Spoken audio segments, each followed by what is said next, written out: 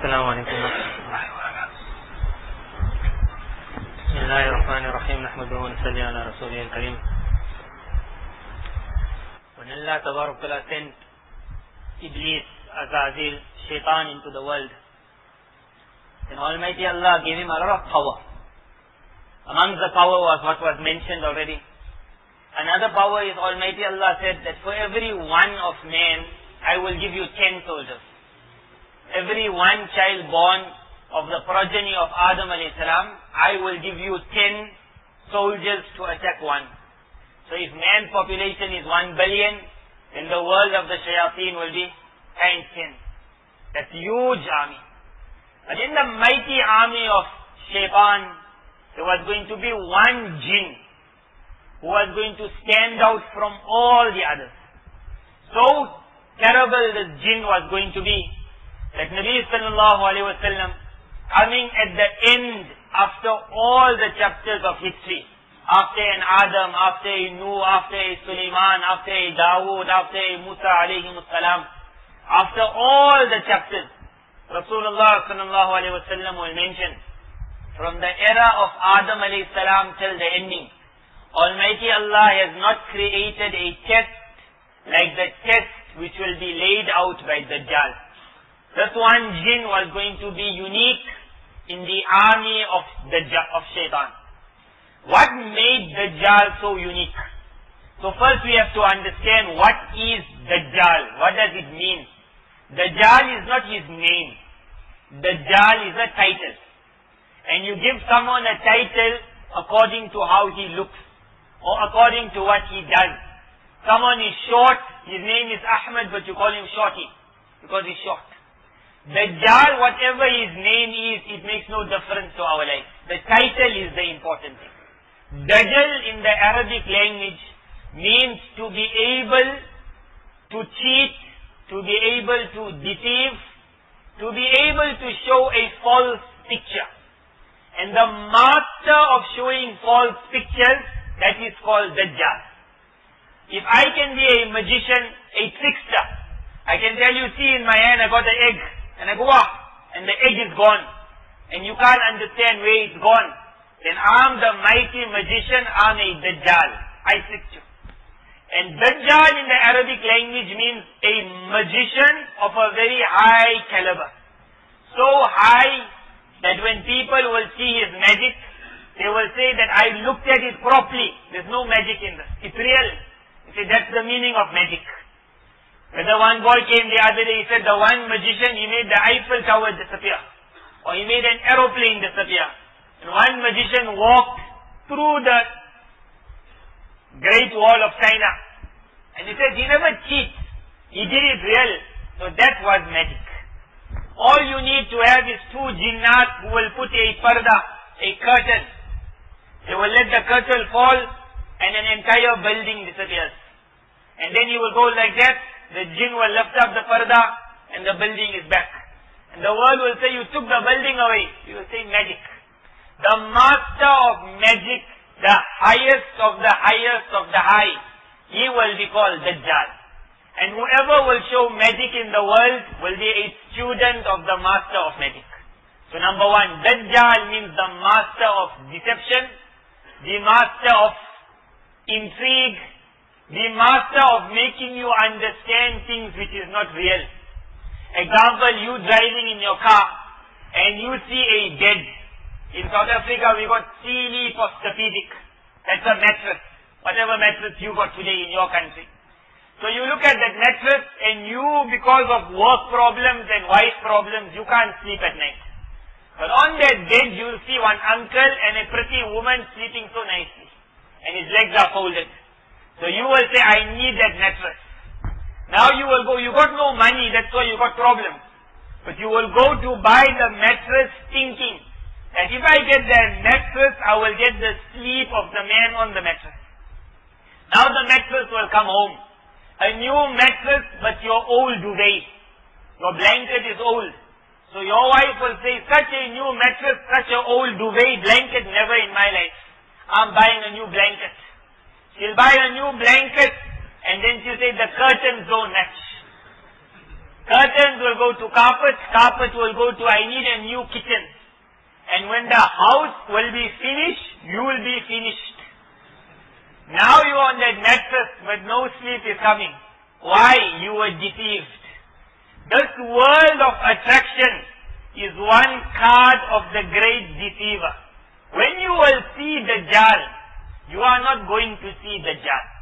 You are going to see deception left, right and center. We want to see a huge monster, walking with 5-10 toes, moving in the earth with gold and silver moving behind, and one eye in the center.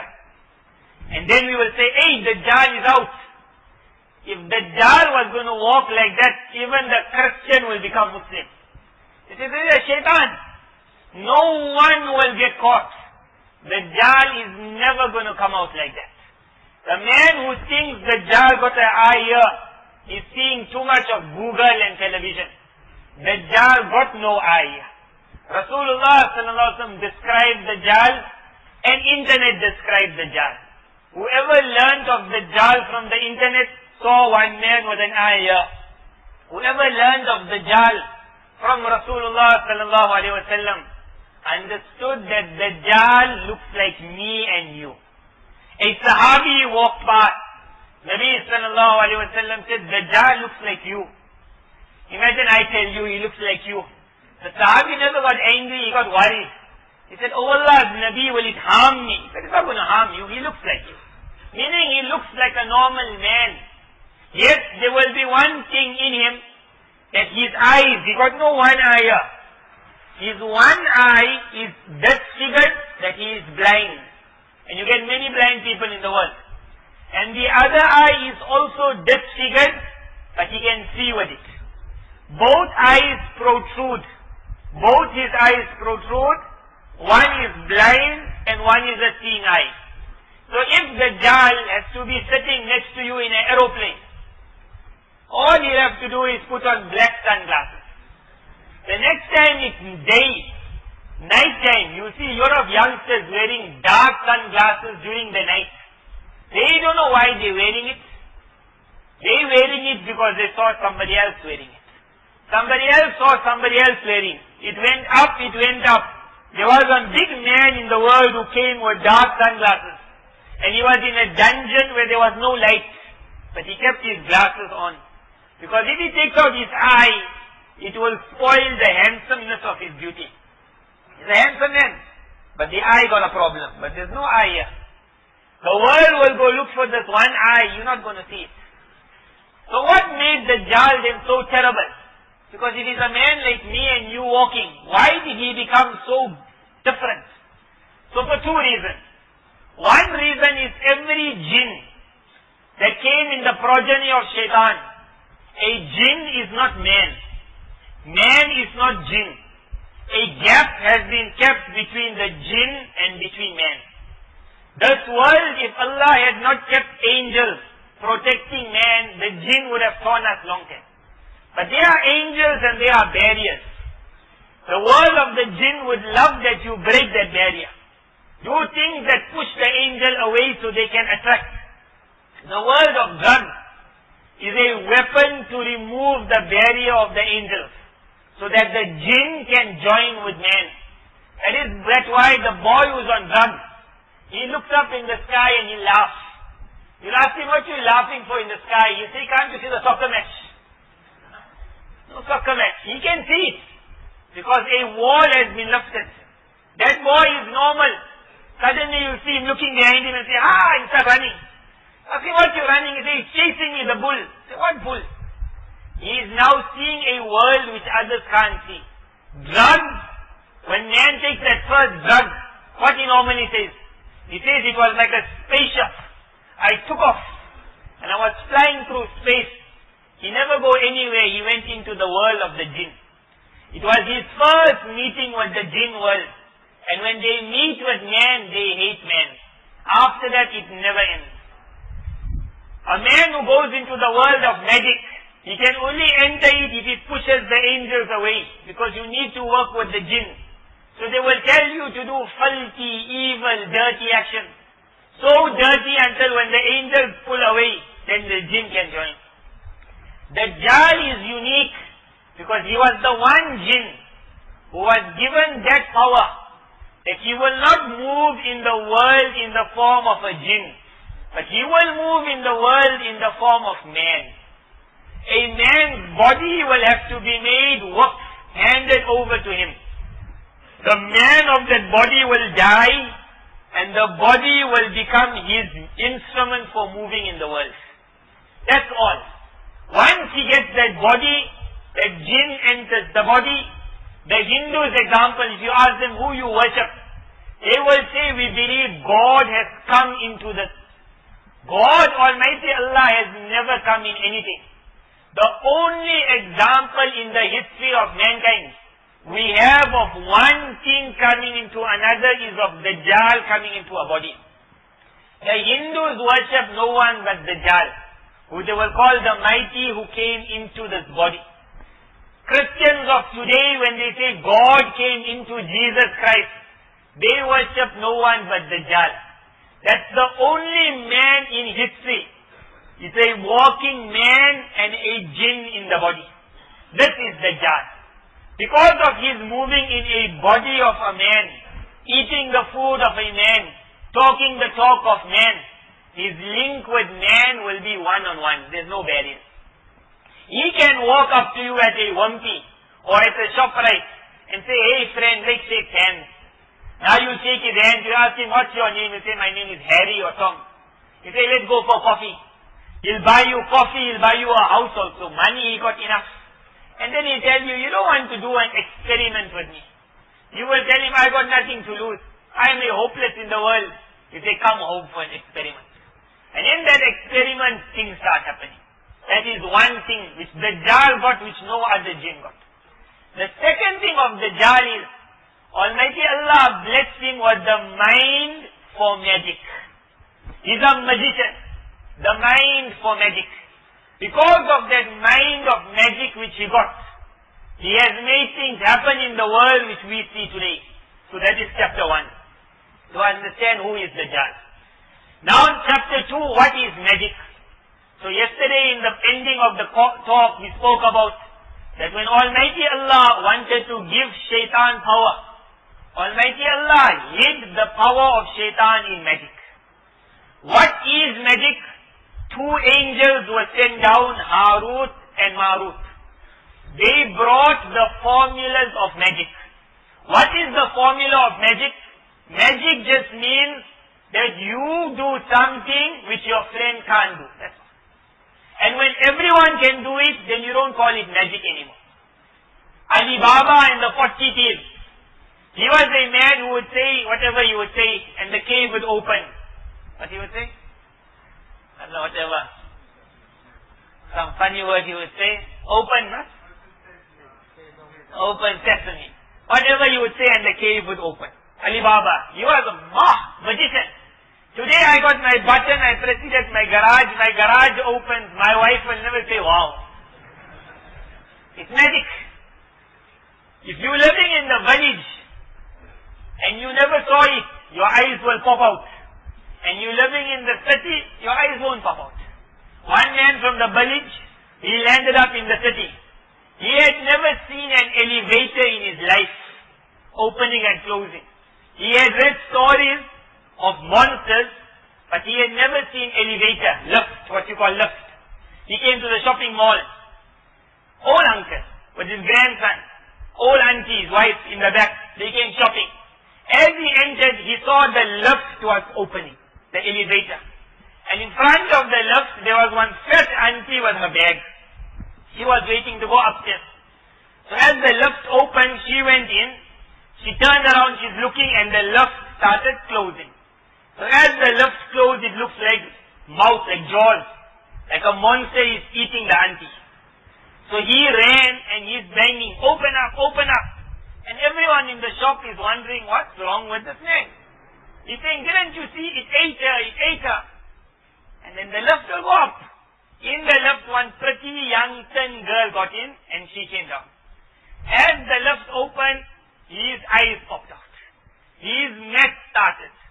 He's saying she went in steps, she came out 10. He turned around, he told his grandson, go fetch mommy quickly. If mommy can go in this, I got a new wife. What was it? But he never saw it. Once he saw it, he won't be amazed. Magic is you can beat your partner. When everyone will do it, we don't call it magic anymore. To be able to be one in front. This is magic. These two angels came down and they taught the formulas of the names of Allah and how if a person can use it in certain manners, other things will happen. At a certain time, on a certain night, when a certain star is on a certain position, at that time, standing in this condition, if this name is taken, facing in this direction, it will have an effect. That effect will make a boom and something will happen which others can't do. They taught it, but they only gave broad principles. And they told everyone who they taught, remember in this there is power which could risk your iman also. So rather don't take it. But people always like to know soft stuff, powerful things.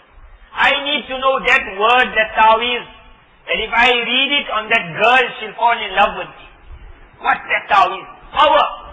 So in that era, man also learned from the angels.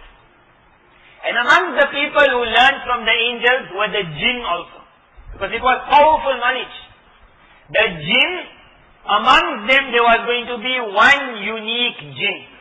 And that era his name was not going to be Dajjaal. So we will just call him John maybe. Because he had no name. We just know him as one unique jinn.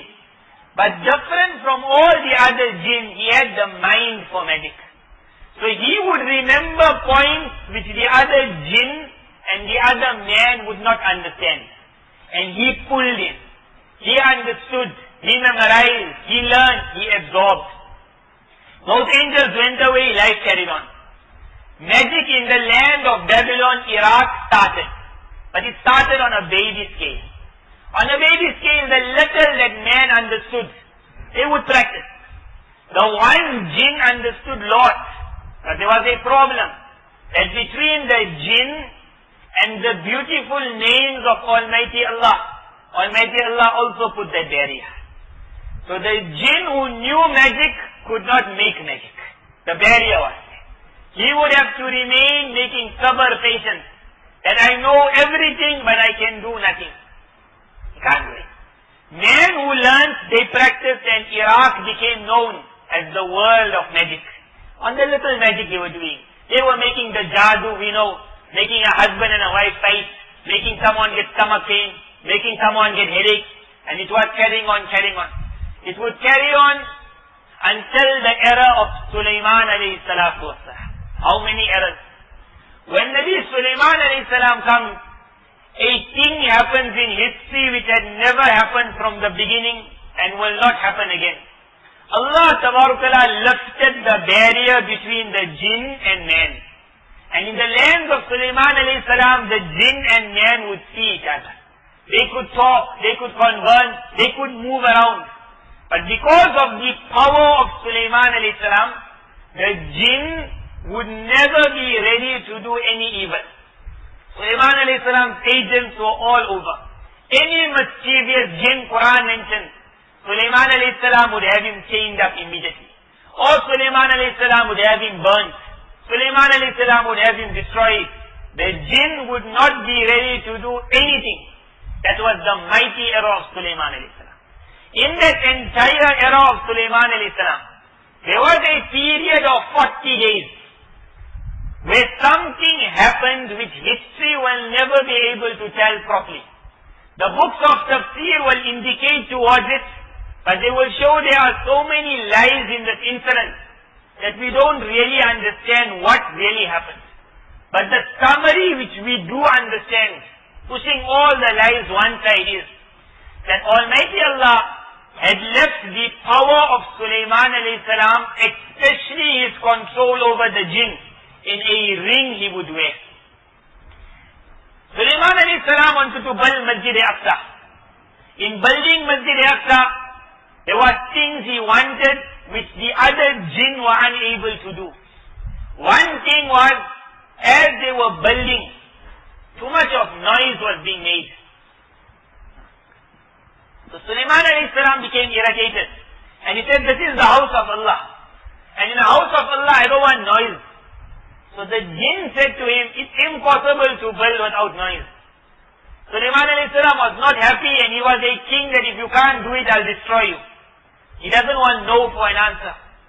So one jinn said to him that there is a jinn who in the world of the jinnat, we know him as the grand architect, master builder. In today's world of Satanism, this is the name what we call Dajjal. His name is the grand architect of the universe. At that time they said, we know one jinn who's an architect, master builder, but he's not going to come and work for you. Sulaiman alayhi salam said, go and fetch him and give him the threat of the ring of Sulaiman. So an army of jinnat go, and there's a long incident how they managed, and finally he is subdued, he is brought into the throne, into the court of Sulaiman alayhi salam. This jinn had never come before. In front of Sulaiman alayhi salam, he becomes a quiet jinn. He becomes an obedient jinn because the ring makes everyone down. This is how this jinn from Iraq lands up in the land of Aqsa. He works as Sulaiman alayhi salam's builder. So unique he is in building. Sulaiman alayhi salam says, number one, I want no noise in building this masjid. So he says, impossible. There is only one material in the world that can cut through rock without making noise. Sulaiman alayhi salam said, go bring that material. He said, I don't know where that material is. But there's a certain bird which knows. So I want you to send your jinn to go fetch the baby of that bird. The baby of that bird is brought, and this jinn puts that baby in a glass covering. And after a while the mummy bird is flying, looking for her baby, and she lands on this glass. She looks at the glass, she sees the baby looking at the mother. She needs to break through, but the fear is that the glass will all cause the death of the baby girl. So that mummy bird flies away into the mountains, and the jinnat are told to go behind. From the mountain, the mother brings a metal, whatever we call it today, perhaps it was a diamond. And with that in her beak, she cuts on that glass, and that entire thing opens, baby flies, and big jinn now tells the other jinn, go and bring this material for me. That material is now used to cut through the rock to build Masjid Aqsa. And a building takes place without any noise. Sulaiman alayhi salam is so thrilled with the jinn. And now he starts asking the jinn. The jinn starts explaining to him the movements of the planets. What each star means. When you ever read in South Africa, we had something called horoscope. So we read it and we knew it's not nice things, but I never knew who Mr. Horus is until I went on to Egypt Air. On Egypt Air, the magazine is called Horus. So that was very interesting. Horus is no one but our Dajjal himself. He is the master of astronomy. He is the emblem of Egyptian culture. Horus will be that eagle or that falcon on every airline that will be flying in those states. He will be on the pyramids. He will be on all the top points. Horus is another name for our Dajjal. And he moves, and he has moved in history with hundreds of names. Because Dajjal is just his title. Any name he will take. Horoscope was what he did to Sulaiman alayhi salam at that time as an obedient servant, today as a disobedient. He explained to Sulaiman alayhi salam the movements of the planets. What each star means. What will happen when this star will come in line with that star. This is a knowledge which Rasulullah sallallahu alaihi wasallam told his ummah. If you hear of a man that you go in his tent and he will look at you, he will look at the star and he will tell you, you are going to get 3 children. He might be speaking 100% truth. Nabi sallallahu alaihi wasallam said, whoever lands up in his tent, he has lost whatever I have brought. He will rob you of your iman. Because this is a world which is real. A star in a certain spot really will have an effect on earth. But Islam said don't bother of it, because it will pull your iman away. Because in today's world, only the shaitani men know the signs. People of iman don't learn it and are told not to learn it. In the time of Aisha radiallahu anha, a woman came crying. Crying. She finally explains the story. And in explaining, she says, I lost it. She said, what did you lose? She says, first my husband disappeared. And because the law is that divorce will not fall as long as we can't certify he's dead. How long am I going to stay without a husband? So crying. I told so many people, please can you help me? Until I met an old woman who told me, do you really want him back? And I explained, without a husband I can't do anything in life. That is mentioned by Ibn Jarir Tabari rahimahullah, and most likely, if I'm not mistaken, Allama Ibn Kathir has also mentioned it in his tafsir, under the chapter of Harut and Marut. But it's a unique incident to show you this world of magic is not a lie, what I'm talking, or some cartoon. This woman says, I'll come to you 12 o'clock tonight. 12 o'clock is the time of the witches. She lands up and she says, we're going on a journey. An amazing mention in the narration, she made her sit on a broom. And they flew on the broom. You will think it only happens in the comics. They flew on a broom to a cave. She said, I entered the cave, I asked, where are we? She said, we are in the mighty city of Babylon. All a lie, the jinn were playing games with her. Where are you going to land up in Babylon? She says, in the cave there was two figures hanging upside down. I asked, who are you? The one said, I am Harut. The other one said, I am Marut. We are being punished till Qiyamah. That is also a lie. Harut and Marut are not being punished at all. But those two jinn were hanging and say, I'm Harut, he's Marut, we're getting punished. What you want? So the woman say, I want to find my husband. The old auntie who brought, she carried on. She's a witch. She said, I need to find my husband. He said, no problem. You see that big pot that's burning there? All you go to the pot, look in the pot, something will be written there, you read it, and come back. She goes to the pot, and something prevents her reading it. She doesn't say what it is, the word. She just says, I couldn't read it. So I come back, and they ask, did you read it? She says, yeah, I read it. They ask, what did you see? So she doesn't know what to say. So then they say, you're speaking lies, you never read it. They say, get out. She says, I want my husband. They say, go to the pot, read what's written. She goes again, she can't read. Something stops her, she comes back. They say, you read it? She says, I read it. They say, you're lying. What did you see? She got no answer. They say, you're going to get out of the cave, don't waste our time. You want your husband, go and read what's in that pot. She says, when I read it, she's not saying what it was. A horseman, a man on a horse came out from my nose or my mouth. And I saw it coming out and going in the air. And nothing else happened. Then I came back and they asked, did you read it? I said, I read it. They said, what did you see? They said, I saw a man on a horse. Then the one smiled. And he said, that was the only thing preventing you from getting your needs fulfilled. That was Iman on Allah. That is gone. Whatever you want will be done. But nothing is happening. He says, as walking out, I met the old auntie again. She told me, what you need a husband, take these seeds. He said, when you go back home, drop the seed and say these words, and in front of your eye a plantation will come. You will be the farmer of the world. What you want is one husband, you will get husbands in a dozen. Farmer of the world.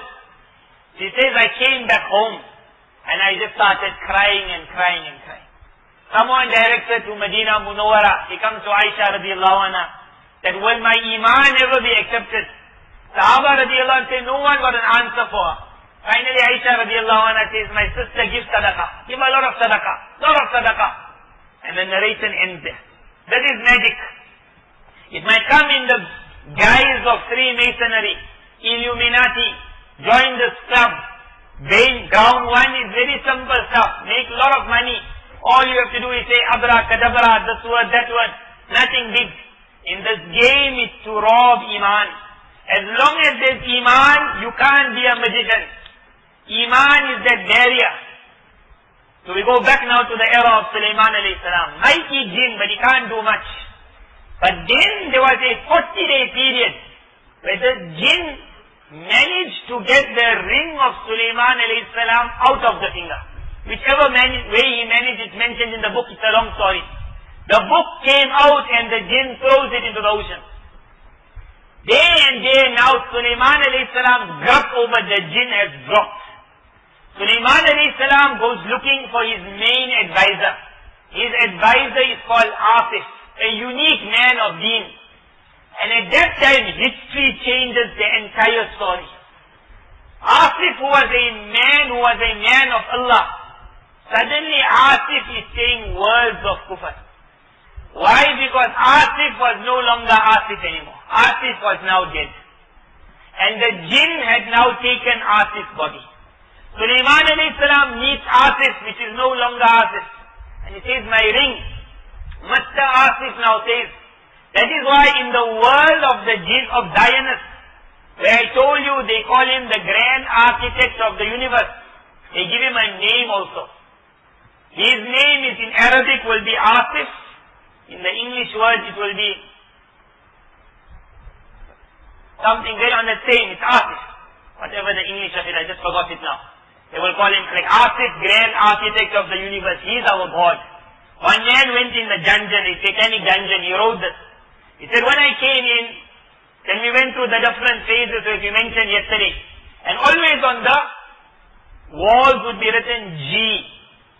So he says at the ending, one man asked me, did you see the G's? What does G stand for? So he said, G stands for God. So the man laughed. He said, G stands for, and then it was a French word, but the translation of it is Grand Architect of the Universe. There is no God. When I read that day, I went to check up the word God. Where did that word come from also? Because Allah got no translation for His name. Rabb's translation is Creator. Rabb is Creator. Allah got 99 names. Each name got a translation. Not a single name of Allah is God. But G will be in a satanic underground tunnel, G. Where we say God did, the shaitan will laugh and say, yeah, God did. Because according to him, God is the grand architect. So this Asif says to Sulaiman alayhi salam, go look for your ring. Without the ring, you can't do anything. And for 40 days, Almighty Allah allowed a gap. Sulaiman alayhi salam went in search of the ring, and Asif says to him, don't worry. I will look after your throne until you come back. But history shows that when Asif stepped, he gave such fatwas to the people that the normal man on the ground started saying, this is not Asif. He was saying words of kufr from the throne of Sulaiman alayhi salam, number one. The second thing he did is, he told men, do you want to learn how Sulaiman got his power? I will teach you, come. And the magic which he had learned from Harut and Marut, after so many years, first time in his life, he had the chance, because there was no barrier, to start teaching men, and men started writing. In that 40-day period, formulas of magic were written by the thousands, but no one practiced. Almighty Allah intended and it happened. 40 years, Sulaiman alayhi salam finds his ring in a fish. As soon as the ring is on, Asif, who is not Asif but a jinn, gets the message. That jinn goes flying from Sulaiman alayhi salam's throne. Sulaiman alayhi salam reaches his palace, the books mention, he finds the body of Asif. And it's not clear now, how could Asif do what he did? And everyone is saying that this is the magic taught by Asif, the minister of Sulaiman. Sulaiman alayhi salam understands that jinn did everything. So jinnat are sent to catch him, and there's a long story how they finally catch him. When they catch him and they bring him back, Sulaiman alayhi salam chains him in a manner that whoever will read how Sulaiman alayhi salam chained him, and whoever will read in the era of Rasulullah sallallahu alayhi wa sallam, a Sahabi Tamim Dari radiallahu anh comes to Nabi sallallahu alayhi wa sallam, and he says, I was on an island. I landed up on an island after a shipwreck. And I was invited to a temple. And in the temple there was this mighty beast who introduced me as Dajjal. And he described how he was chained, in which places the chains were. And when the description is given how Sulaiman alayhi salam chained that jinn, then you will see this is most likely the same jinn that was chained at that time. So that jinn was locked up, finished. Dajjal was now going to be locked up for years and years and years. Sulaiman alayhi salam sends his second army of jinn in his entire kingdom, house to house. Whatever scripture is of magic must be gathered. And an entire hunt, what we will call a witch hunt, takes place. Scriptures are brought. Sulaiman alayhi salam then can either burn it or he can bury it. Why he never burn it, I don't know. Almighty Allah never wanted it to happen. Perhaps magic can't be burnt. For whatever reason, Sulaiman alayhi salam will bury it. And he will bury it in a spot that other men don't know anything about. So Masjid Aqsa's building is carrying on. Sulaiman alayhi salam sees to the entire building, the completion of the building. But when Sulaiman alayhi salam passes away, the scripts of magic pass away with him, gone. And the ring of Sulaiman alayhi salam also gone, disappeared. And Sulaiman alayhi salam makes a dua.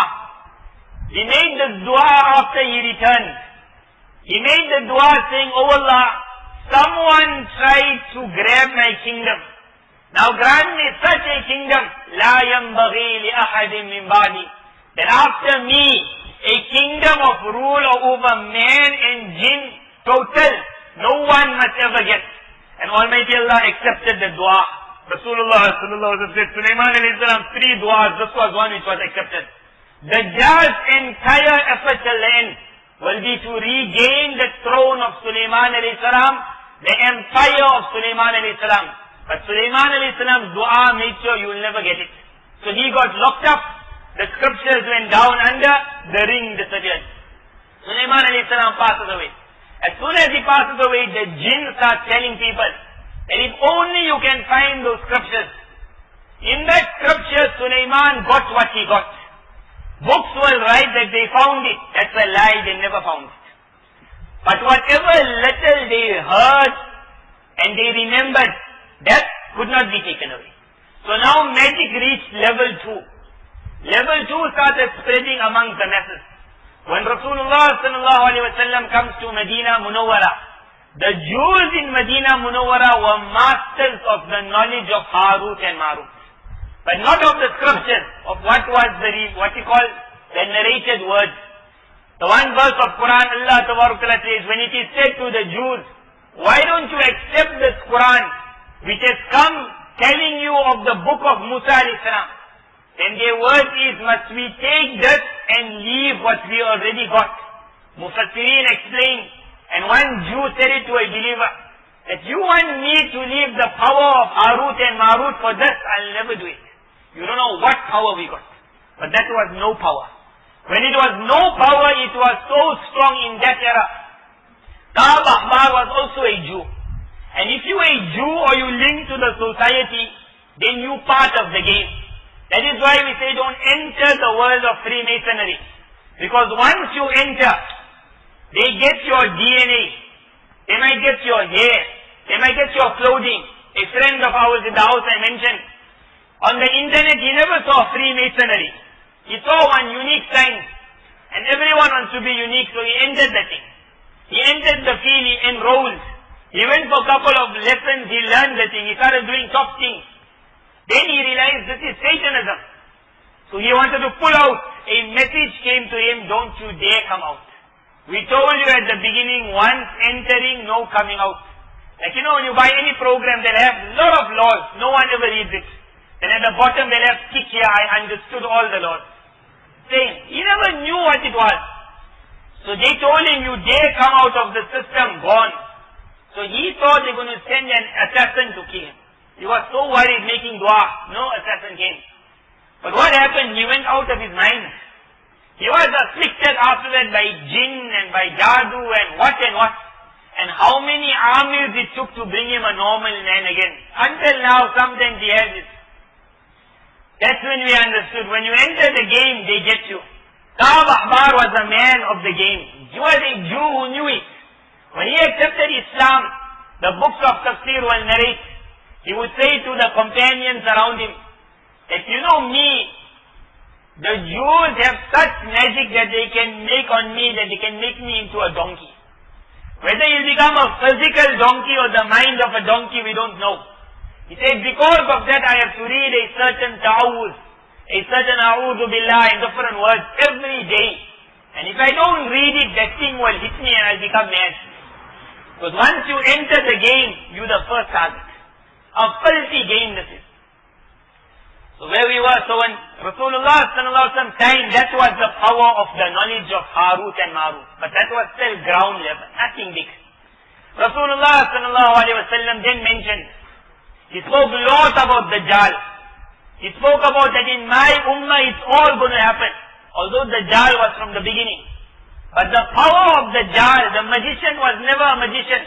Like what was going to become. He said it's going to happen in my ummah. He spoke about Dajjal and he said, oh my Sahaba, I am going to tell you things today of Dajjal which you will not understand. But as time goes on, you will understand it. He said to Sahaba radiallahu anh, remember you will see Dajjal. And when you see Dajjal, then we will come to that point, what must you do? Then Rasulullah sallallahu alaihi wasallam described Dajjal. But when he described Dajjal, he described him like a normal man. He looks like you. He described him with two eyes. He described him as a young man. And then Nabi sallallahu alaihi wasallam became very worried. And he said, it seems he's going to be born in Medina Munawwara. And then a boy was born in Medina Munawwara.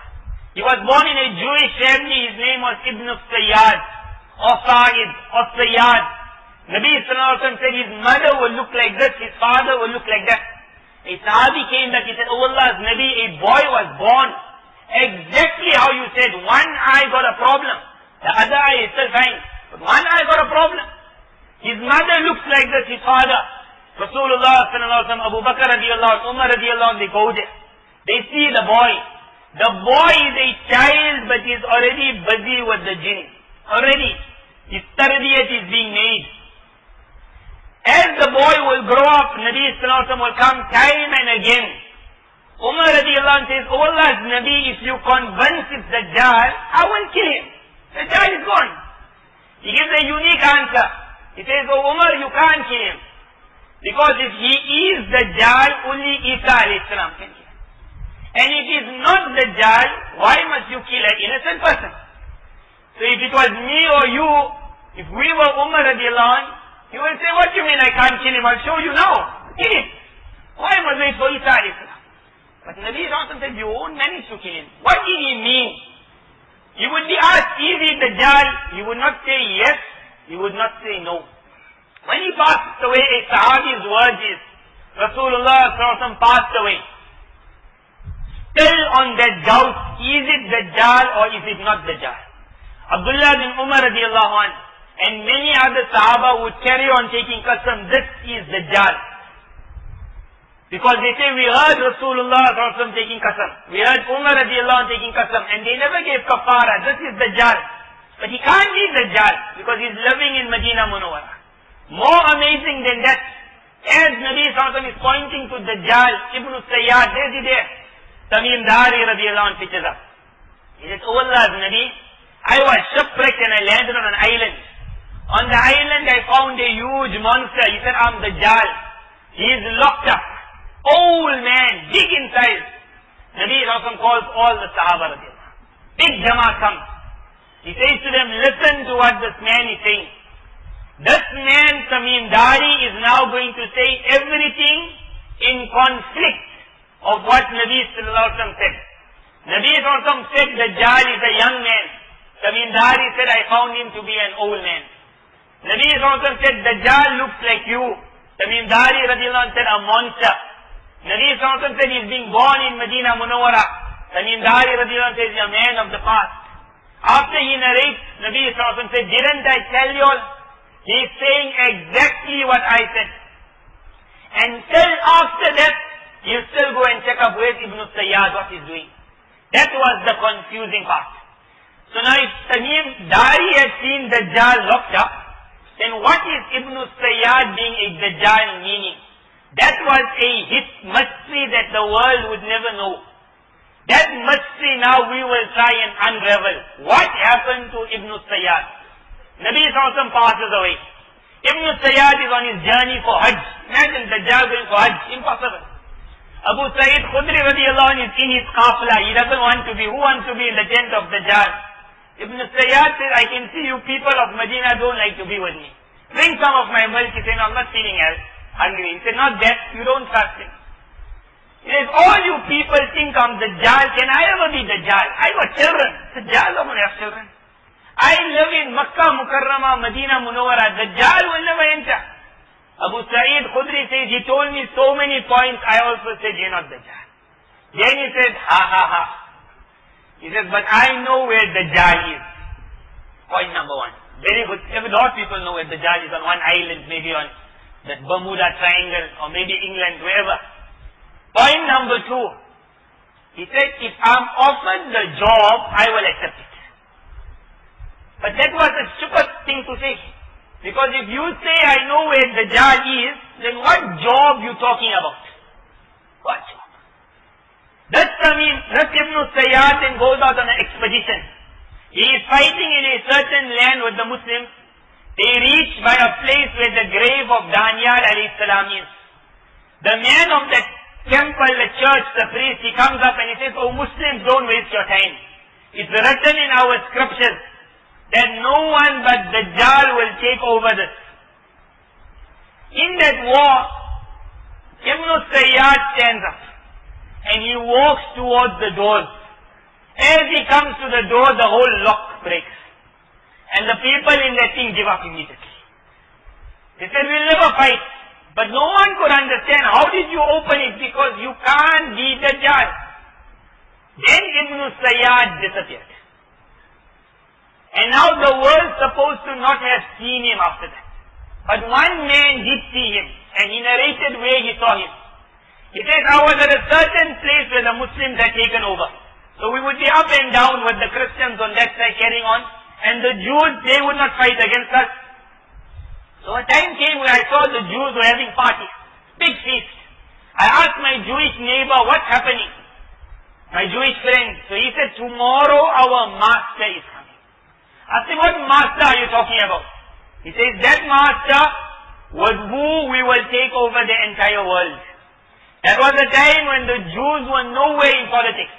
It was Christian world, maybe a little Persian world, and an Islamic world. Jew was zero in the equation. So he said, what master is talking about? Take over the Arab world. He says, so I made an excuse to stay and see who this figure is. He says, the next day when that procession came and the mass came and everyone came, he said, I managed to get a glimpse of their master. And he said, I can't believe it, but I'm telling you, it was no one but Mr. Ibn Sayyad. And that was the final of Ibn Sayyad. What happened to him? In my understanding, Ibn Sayyad was the body for the coming in of Dajjal. That's all. When Allah Pak wanted it to happen, then the chains were removed from Dajjal. Some will say it already happened, some will say maybe it will happen. Whatever it is, the body was created in the era of Nubuwah. And when that jinn walks in, and when those Jews accepted our mighty master has come, but what happened after that? After that they never took over the world. Because they never took over the world, that chapter was also closed. Meaning Ibn Sayyad came, nothing happened, game over. Now we come to chapter 3 now. Chapter 3 now, funny things start happening in the Arab world, in the Muslim world. There are fighting taking place. Muslims from one country will fight another. This one wants to take over the Khilafat. The Banu Umayyad is brought down. The Banu Abbas comes up. He is killing him. He is killing him. No one knows who is causing problems, but problems are spreading like wildfire. Everywhere there are hypocrites. Everywhere there are shaitani forces. And who is the mastermind behind it? No one knows, but it's happening. That carried on. One side of the world. On the other side of the world, something more amazing started. That the land of Aqsa, which when the Muslims took over, the Christians gave it on one condition. We will never allow the Jews to come here. Muslims never said it. The Christians made a condition. No Jew must ever come back to the land of Aqsa. Umar radiallahu anh said, no problem from our side. The Christians made that law. So the Christian world will never work for the Jew. In the past, it's supposed to be that. What happens? Suddenly a world is formed, a group called Knights Templars. And they start making 100, 150, 200 year effort. Somehow we have to get the land of Aqsa. Now we're coming to our modern day history. Something called the Mighty Crusade starts. Big Christian priests are telling the Christians, go for the mighty war. We must get the land of Aqsa, that's our land. And Christians from all over are dying, get Aqsa. But why they're going for Aqsa, no one knows. And a war takes place, Muslims are defeated. And the Christians take over Aqsa. When the Christians take over Aqsa, one major part of that army who was not fighters, who are what we will call Mr. Pious. Mr. Pious is the Knight Templars. They come to the Christian king and they say to him that we don't want anything in Aqsa. We only want the right to make ibadah, to worship. So can you build for us one room in Aqsa? That's all. So he builds it, you can make i'tikaf in the masjid, no problem. These Knight Templars start digging. The digging of Aqsa started that era. They start digging, and satanic actions are carrying on. A time comes where someone notices their satanic action. The Christian world is ruling Aqsa now. But in their satanic actions, they are doing things against Isa alayhi salam also. And someone spots it.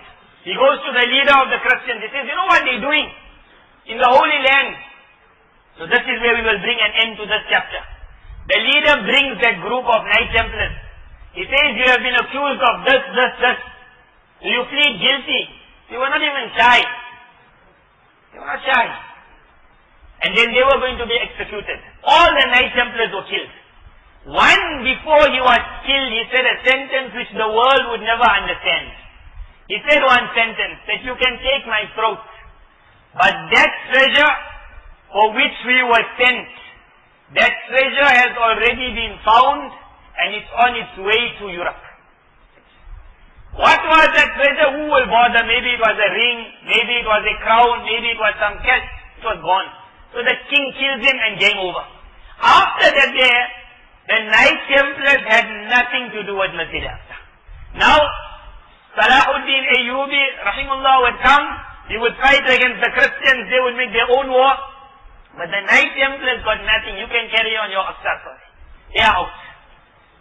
That treasure goes away to Europe, but still nothing happened. 100 years will go, 200 years will go, 300 years will go. Rasulullah sallallahu alayhi wa sallam said, count from me. He said, first I will pass away. Thereafter you will take over the lands of Sham. That happened in the era of Umar radiallahu anh. Thereafter you will start going to Sham in such numbers and Iraq that Medina Munawwara will become empty. That happened already in the era of Sahaba radiallahu anh. That Medina Munawwara became, today what we see in Medina was never Medina of the past. Till very recently in Medina Munawwara, after Umrah, it would be empty. It happened already when people started going to the lands of Sham, because Sham was money, Sham was lush, it wasn't a desert. Three things happened. He said, number 4, the mighty city of Constantinople. My ummah will take over. In the time of Muawiyah radiallahu anh, they tried to take over. Try number 1, they never managed. Then they tried second time, years later, they never managed. It's a fort. Go to Turkey, you will understand. You can't take over it. It was the capital of the Byzantine Empire. The might of the Christian world. Muslims tried one time, they failed. Second time they failed. Third time, fourth time. Most likely it was the 6th or the 7th attempt. But 600 years after Hijrah. After Rasulullah passed away, 600 years. Today we in 1400. So half of Islamic history. It says point number 4, you will take over Constantinople. After Constantinople, Nabi Sallallahu Alaihi Wasallam said, then within a few months, there will be a khuruj of Dajjal. Khuruj, the world would translate it as Dajjal will be released. But in Arabic it doesn't mean that. In Arabic it means there will be a surge of Dajjal. But Constantinople was taken over and monster Dajjal never jump out. So everyone looks for him and he says, hey, maybe it's not now, maybe it will happen again in the future. Medina Munawwara is never going to become empty now till the ending. That surge happened, but where it happened? When everyone was looking for it in Sham, where's Dajjal coming to wage his war? He never came. Suddenly in a land which is called England, London, which was nowhere on the map, years had passed from the Crusades, over 300, 400 years. When Constantinople was taken over, at that same time, a doctor in London writes a book. And the book, he calls it, the name exactly I forgot, but the title is written there, that finally after years and years of effort, the secrets of Kabbalah have now opened up. And Kabbalah started. What was Kabbalah? No one would know. But suddenly England, a small country with a small army, started producing such weapons that they were able to take the whole world over. And they created the mighty kingdom on which the sun will never set. They had the soldiers, they had the money. They knew how to take out diamonds, they knew how to take out gold. They knew how to create this, how to create that. And the whole world, just before that, they would be going to Islamic lands to learn sciences. Suddenly they were in front of the world. And they were booming. But when they boomed, one thing was a sign that they hated religion in and out. They went worldwide looking for religion. They went looking for Islam. They went looking for Christianity also. At that time what we learned in school, where they will say we came out of the dark ages into the industrial world. What they meant was we have come out of darkness religion into light Satanism. That was the beginning of Kabbalah. But Kabbalah was a science now that you had to work. And with every year that passed from that time, things started happening which the world 5 years before could never imagine. Then there was a train that was moving. Then there was a steam ship. Then there was guns which were firing. They would come to South Africa with people with bow and arrow. They would have guns, they would wipe out the whole country. Small armies. They would take over everything. But no one would understand how can you manage. They would control the economy. They would establish a banking system. They would be making moves that would always be right. And they had a lobby. We call it a Jewish lobby today. The word is a lie. It's not a Jewish lobby, it's a satanic lobby. And they take inspiration and they have a huge following in the entire world. They work in a manner which goes in a pyramid. People on the ground know nothing of the one above. He knows nothing of the one above. And as it carries on, then you will get the elite. And then you will get the more elite. And finally, right on the top, the dollar bill will show you. There will be one eye. And there it will be written, may the master be happy with what he is seeing. When America took over the game, the dollar bill sign came out, which the world would never understand why you needed an eye on top of a pyramid. And to write in a different language, may the master be happy with what he is seeing. That master was an eye. Now we will come to the hadith. Rasulullah sallallahu alaihi wasallam said, you will see Dajjal. You will see him. So what we all understood, we will see the man. But then Nabi sallallahu alaihi wasallam says, when you will see Dajjal, you will see one eye. Remember, Dajjal in person got two eyes. When you will see one eye, Nabi sallallahu alaihi wasallam said, remember, he is not your Allah. Your Allah does not have one eye. What he meant in that is, Dajjal got a habit, he has to sign. He likes to show himself. So he will put his eye all over the world. When you will see that eye, understand, I will not sell my face for the power you are ready to give. You are nothing but evil and filth. A movie will be made, you will see an eye coming and showing you, I am in charge of the movie world. Money will come out, you will see an eye. Weapons will come out, you will see an eye. Olympics will take place, you will see an eye. Sports will take place, you will see an eye. You will see that eye in things you can't imagine. At that time, Nabi Sallallahu Alaihi Wasallam said, you will also see Dajjal, but don't look for the body. And when you see Dajjal, say, I'm not going to fall for yours. So that was the crusade. That Kabbalah came out. Thereafter, experiment after experiment. It's all magic, it's all satanic. An Illuminati group is formed. Illuminati means light. Light means fire. Fire means fire worshippers. In the past, we would call them Majusi. The worshipper of the fire means the worshipper of Satan. Satan means Lucifer. They just changed the name, they call themselves Illuminati. Illuminati means we are illuminated. Illuminated not with light, but with fire. In the satanic world, it's a war between Satan, who is fire, and Almighty Allah, who is Nur, light. Satan wants the world to worship the fire. Because when Allah said to Iblis, make sajda to Adam, he said, I'm going to show you Adam will make sajda to me. So when the mighty fire goes up even on the Olympics, and the whole world will go, wah! They don't know why they're going wah. Go and see the Statue of Liberty. Why it was sent to America? Who sent it to America? What a long story. But the Statue of Liberty, liberty means freedom. Freedom of what? It holds a torch. In the torch there is the burning fire. That's the fire of illumination, Satanism. This is Lucifer. It holds it like this, and at the bottom of the statue there are chains which are broken. Meaning, once upon a time I was a slave, a sad slave. But when I sold my soul to the fire, I became free of the chains. And written on the Statue of Liberty in translation will be, give me your slaves and I will set them all free. This is Iblis speaking to Almighty Allah. This is that liberty that they speak about. This is what we are going through now. And magic will carry on now going. As magic will carry on going, two things Dajjal hasn't got yet. Which if he can get now, the game will come to an end. Two things. One is the ring of Sulaiman alayhi salam. With that ring, that magic he will manage to do, which will make this thing burst into things you can never imagine. What you're seeing today is game, if that ring can be brought. That ring is what they are doing now, making the second digging under Masjid Aqsa. They make the whole world believe I dig under Aqsa, so the whole foundation can collapse. And one day there will be no masjid, and then we will rebuild the temple. That is, a man who got no mind will believe it. Because if you want to collapse foundation, you don't take your chisel and a hammer, and you hit slowly.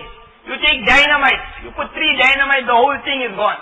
They could bring 911 down in 5 seconds. You can't bring a masjid down. They are not breaking, they are searching. When you search slowly. So worried that if the foundation falls, we will never find the ring ever again. Nabi sallallahu alayhi wa sallam said, when the beast from the earth will come out, he will come out with the ring of Sulaiman alayhi salam. In that he will be telling the entire Satan world, you fools, you can carry on your whole life looking for it under Aqsa. I had it in my finger all along. Allah Pak has put this ring under divine protection.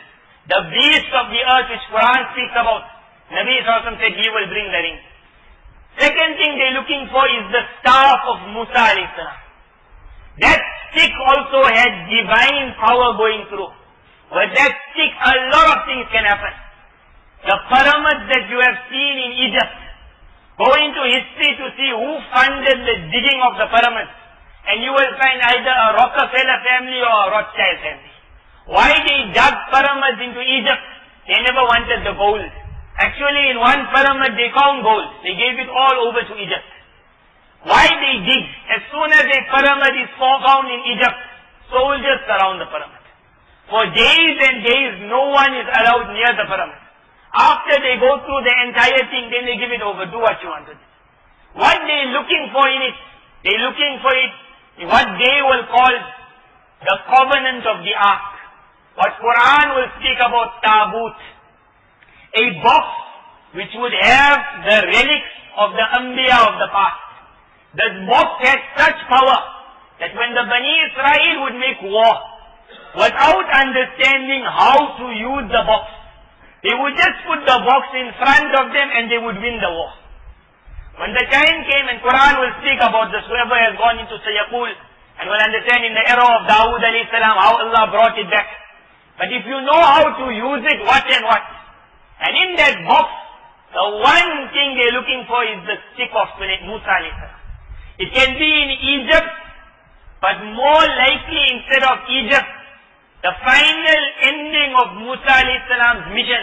Musa alayhi salam went through the whole of Egypt. Here was Sham. He wanted to enter Sham, but his people were not happy to fight. Almighty Allah kept them in a valley. And for years and years they went nowhere in the valley called the Valley of E, going nowhere. Musa alayhi salam passed away in this valley. Sham is here, Egypt is here. In the valley Musa alayhi salam passes away. When he is passing away, somewhere along the line the staff disappears.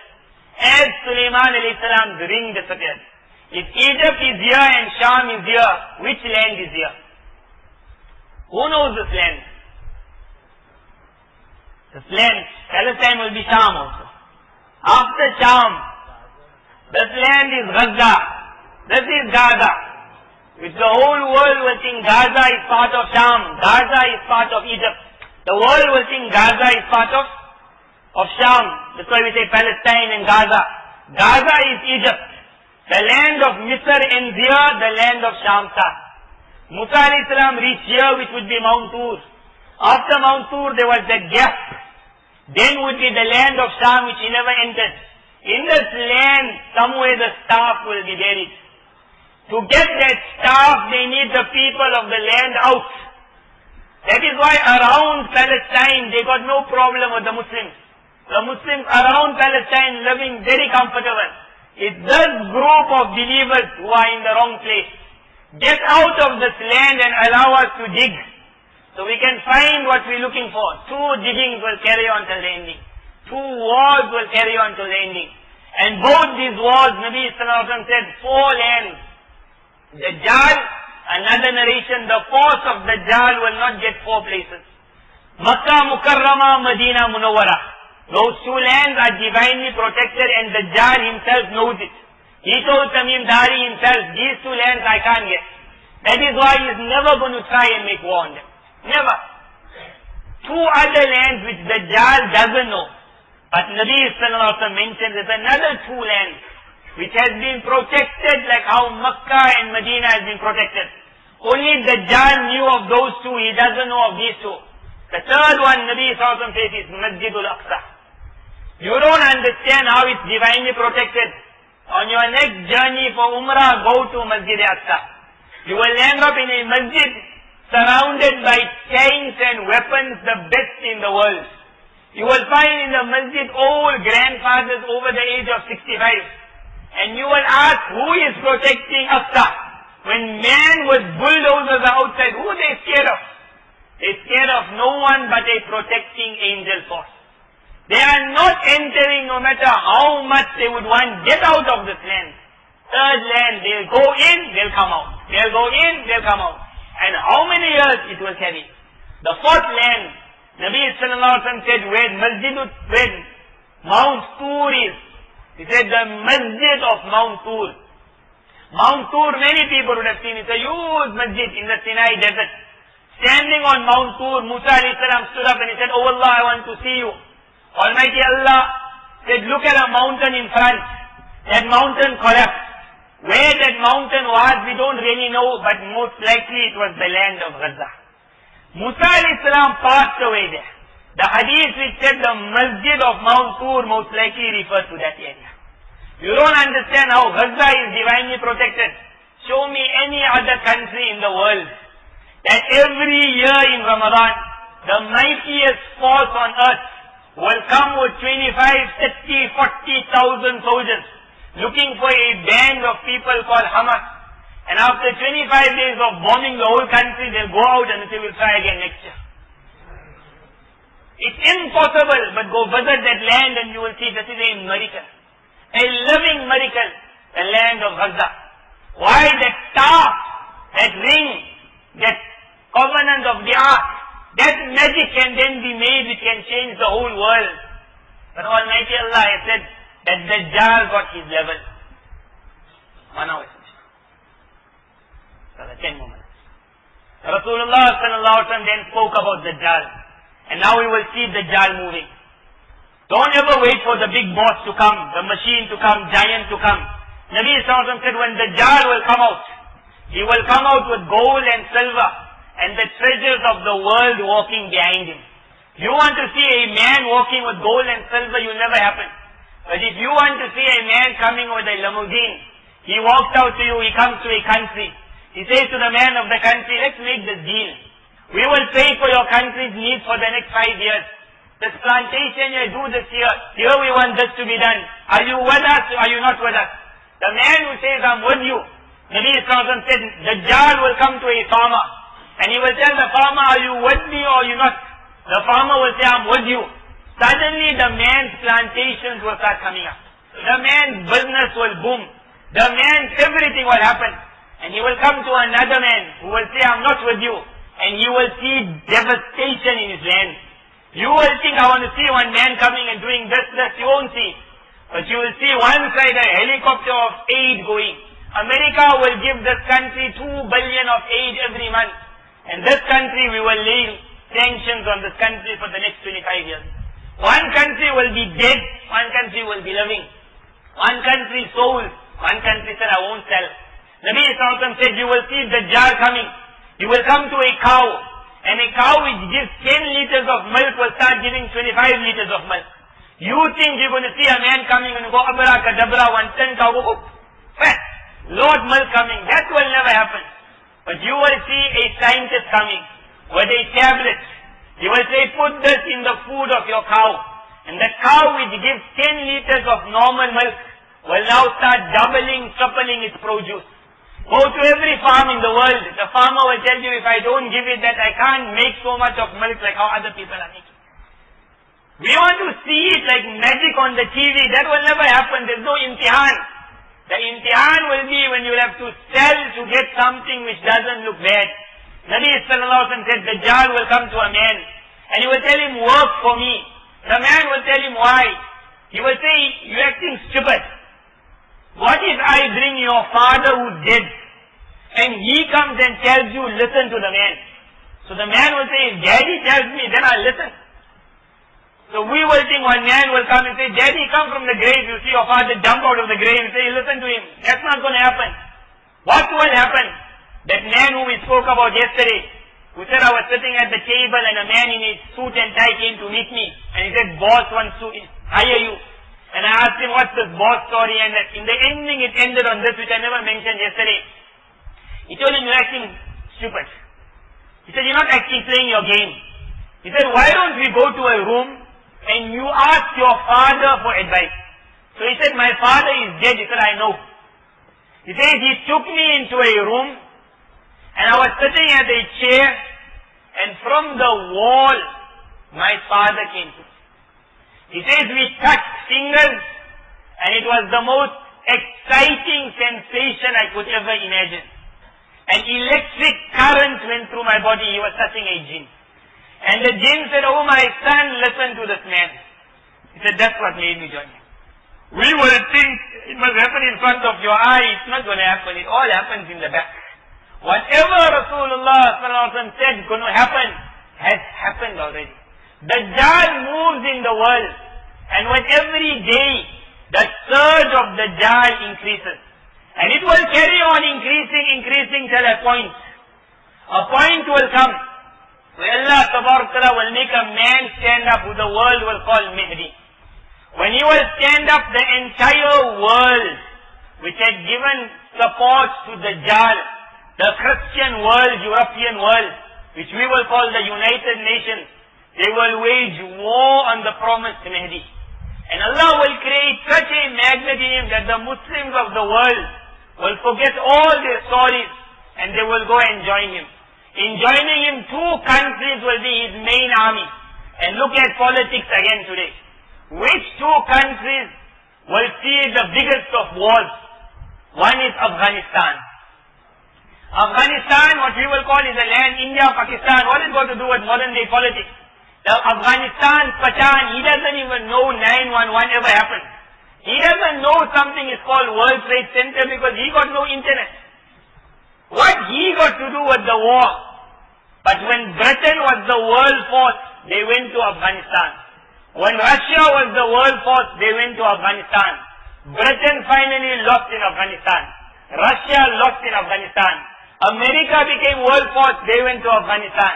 Everyone went to make sure that the army of Hazrat Mahdi is never left to remain. And whoever went did nothing but fuel the fire where a greater army came. When America went into Afghanistan a couple of years ago, the fighters were a group. Now Afghanistan is a country.